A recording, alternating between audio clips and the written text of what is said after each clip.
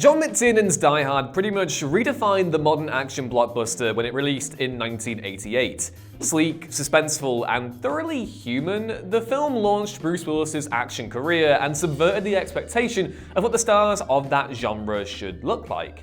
Willis, who at that point had thinning hair and a lean physique, made for an interesting contrast to the then action kings, Sylvester Stallone and Arnold Schwarzenegger, both honed athletes whose films saw them cleaving heads with swords and taking Vietnam at the barrel of an M60. Together with the Shane Black scripted Lethal Weapon, directed by Richard Donner, Die Hard ushered in a new kind of genre blockbuster, where heroes were vulnerable again, and getting your ass kicked was, in some ways, just as cool as being the ass kicker. Aspects of the Die Hard formula weren't alien to Sly and Arnie, of course. Even in the survivor-scored antics of Rocky IV, where Stallone's Italian stallion went up against Dolph Lundgren's machine-engineered supervillain Ivan Drago, Rocky got beaten up and bruised. He was by this point a shadow of his vulnerable working-class roots, a reflection of 80s excess and MTV aesthetics, just like the Tony Scott-directed Top Gun and Beverly Hills Cop 2. But Rocky still got beaten up.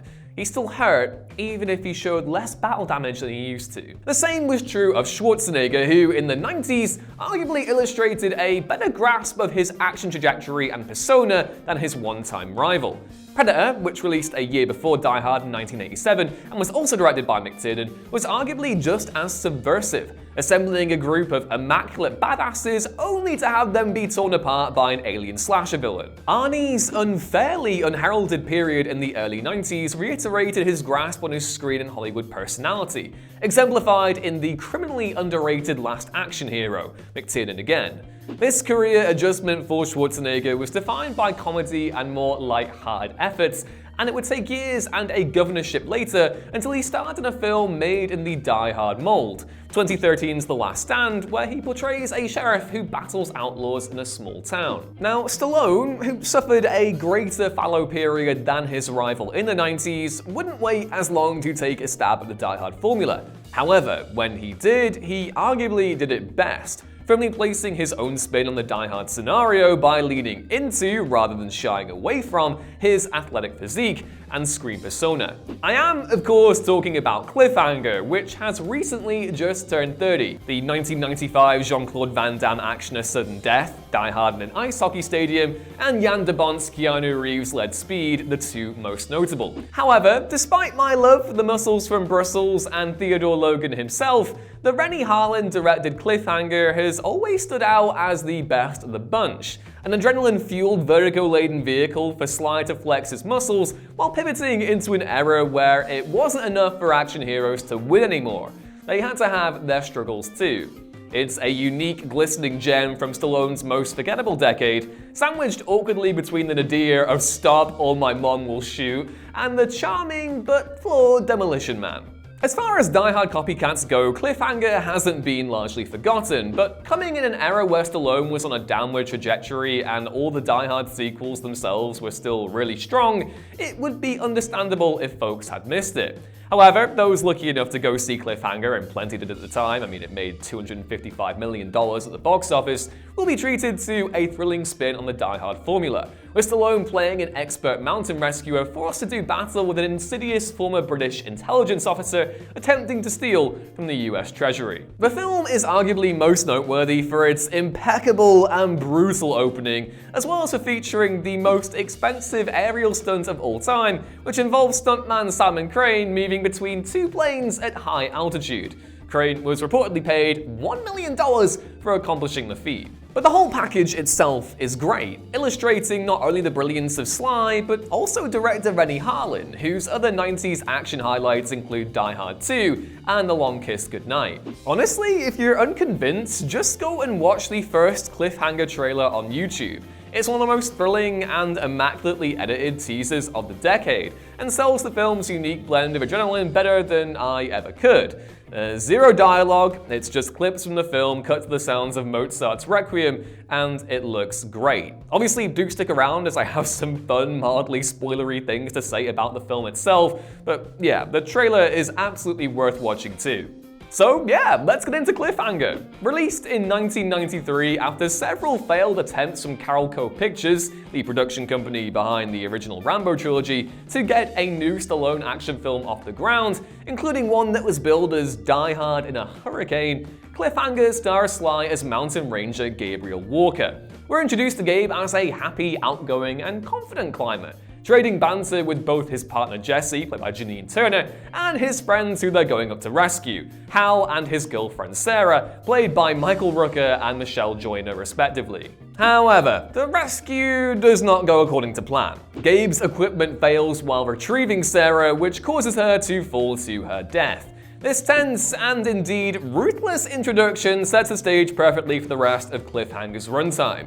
The naked fear of its high-altitude set pieces have been established, and now Gabe, thrust into an extraordinary situation, has to call upon all the skills he hung up long ago in order to save the day. Said extraordinary situation comes as a result of Eric Quaylen, a former UK intelligence agent turned criminal played by John Lithgow, having his robbery plans upended and getting stranded in the Colorado Rockies. The mountains serve as Cliffhanger's Nakatomi Plaza, only instead of air vents and leaps across elevator shafts, we have death-defying jumps and swings across mountain peaks and valleys. There's plenty of gunfire too, but the real threat in Cliffhanger is the elements themselves. Harlan is perfectly adept in shooting firefights, but firearms take a back seat to the more impressive and dangerous vistas of America's iconic western mountain range, with nasty close-quarters fights and explosive set pieces forming the other points of the film's action pyramid. The first of these big set pieces is Quaylen's heist, which involves the aforementioned ridiculous aerial transfer that got Cliffhanger its record-breaking moment. Michael France and Stallone's script does an excellent job in messing with expectations here, positioning a newly transferred FBI agent as the likely traitor in collusion with the film's soon-to-be-revealed villains.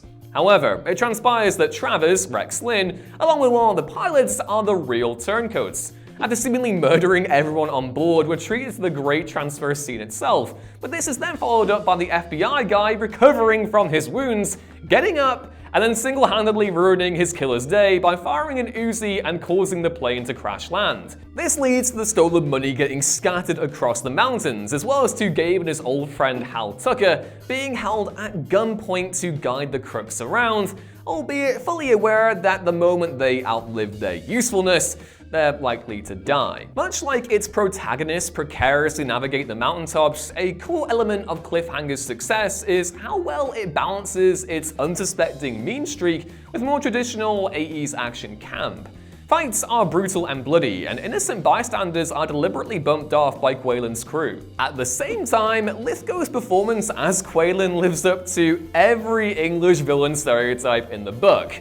When he's not needling his men for making mistakes, he's punctuating their evil with diabolically snappy one-liners. This can sometimes jar with how committed Rooker and Stallone are with their respective performances, as if Quaylen and his men have taken a magic ticket to a different movie, but it's a balancing act that Cliffhanger mostly manages to pull off. And it is truly thrilling to watch. Harlan and cinematographer Alex Thompson capture the Rockies in all their crystal beauty and icy terror, always intimating the scale of the adventure and the danger around every corner. Both sides of the Rockies are captured perfectly, whether it's the vibrant red of the rescue helicopter contrasting with the serene glacial backdrop of the mountains, or Gabe and Janine making a risky ascent. Thompson's compositions convey both momentum and tranquility, and make Cliffhanger one of Stallone's best-looking movies. Certainly up there with Bill Butler's work on Rocky IV and Rick Waite on Cobra.